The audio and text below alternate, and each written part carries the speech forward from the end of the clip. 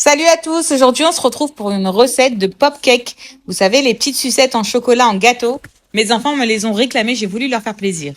J'ai pris un gâteau au chocolat déjà tout prêt, il n'y a plus qu'à renverser les œufs, l'eau et l'huile, donc les liquides. Après, vous pouvez faire n'importe quelle recette de gâteau au chocolat, ça marche aussi. Une fois que vous avez mélangé vos liquides, vous devez obtenir une mousse bien blanche. Une fois que la mousse est arrivée au-dessus, comme vous pouvez le voir sur la vidéo, vous ajoutez votre poudre. Donc, encore une fois, c'est la préparation toute prête. Après, vous pouvez faire un gâteau normal. Une fois que mon mélange est prêt, il n'y a plus qu'à mettre dans un moule.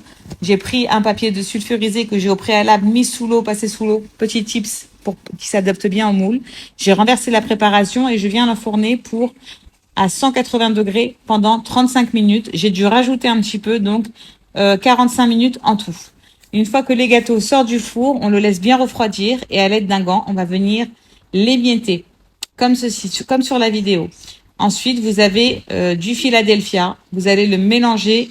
Toutes les quantités seront marquées en dessous, en description, en commentaire. Vous allez venir mélanger le Philadelphia à votre gâteau jusqu'à une pâte homogène afin qu'on puisse obtenir une pâte comme ceci pour qu'on puisse former des boules. Et là, ça veut dire que votre pâte est bonne.